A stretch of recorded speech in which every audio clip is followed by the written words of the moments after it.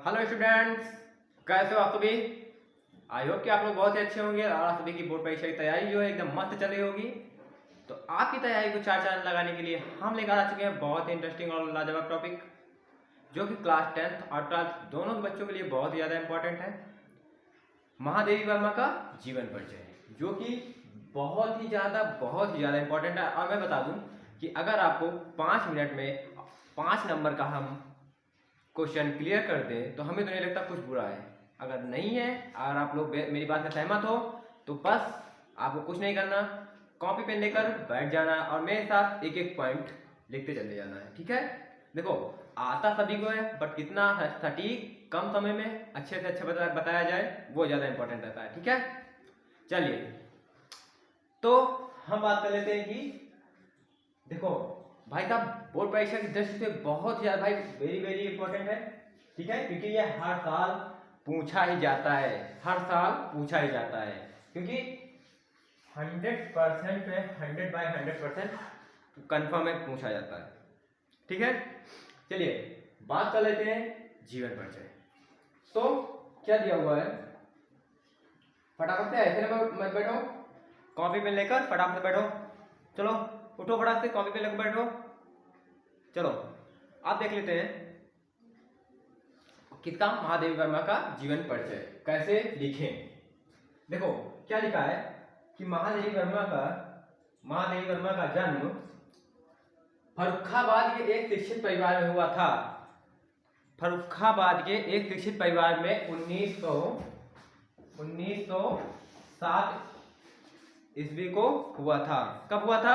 1907 ईस्वी को फर्रुखाबाद में हुआ था। इनके पिता का नाम गोविंद प्रसाद वर्मा था। क्या था? इनके पिताजी का नाम, किसके? महादेवी वर्मा के पिताजी का नाम गोविंद प्रसाद वर्मा था, जो कि भागलपुर के एक कॉलेज के प्रधानाचार्य थे। कहाँ के प्रधानाचार्य थे? भागलपुर के एक कॉलेज के प्रधानाचार्य थे। ठीक है, फिर क्या लिखा है कि इनकी माता हेमरानी परम विदुषी एवं धार्मिक महिला थी। क्या थी? परम विदुषी एवं धार्मिक महिला थी। इतना समझ में आया?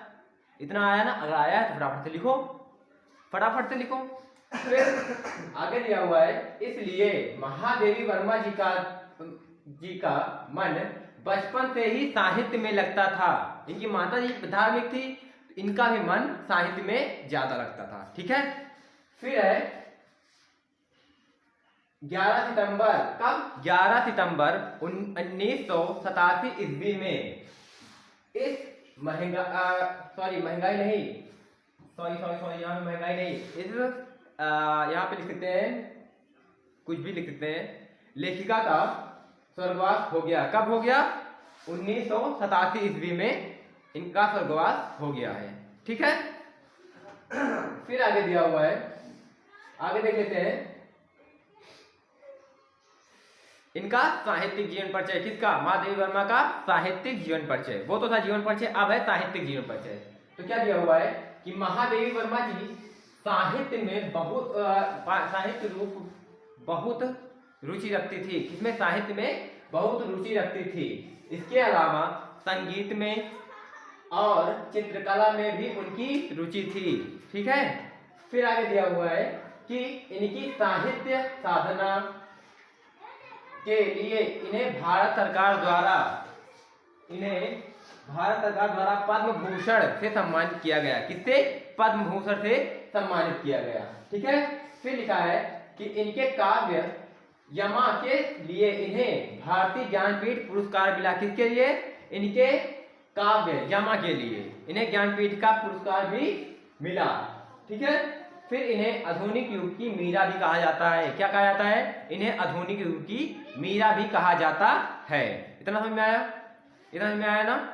चलिए अब आगे देख लेते हैं इनकी कृतियां। क्या?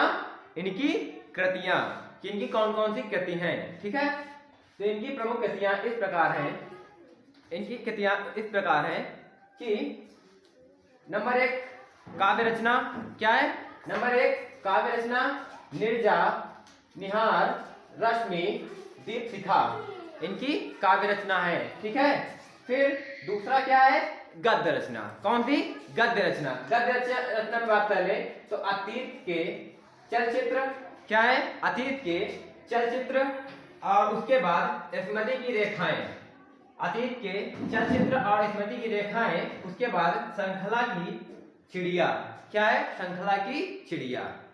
ठीक है, तो आई होप कि आप छोटी सी वीडियो में थोड़ा बहुत तो आया होगा कि आप एक बार और देख लेंगे तो पक्का 100% आ जाएगा। ठीक है, क्योंकि अगर किसी पत्थर पे बूंद बूंद पानी गिरता है तो वो भी छेद कर देता है। भाई आप तो इंसान हो, आप भी कुछ भी कर सकते हो। ठीक है, अगर नहीं समझ में आया तो एक बार और देख लेना, समझ में आ जाएगा। ठीक है, तो आज की वीडियो आप लोग पसंद आई होगी भाई। अगर पसंद आई हो तो चैनल सब्सक्राइब करके एक प्यार सा लाइक करके अपने प्यारे दोस्तों तक शेयर कर दो।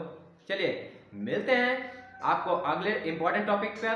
तब तक के लिए जय हिंद, वंदे मातरम और अपना ख्याल रखना। आदाब, सत श्री अकाल।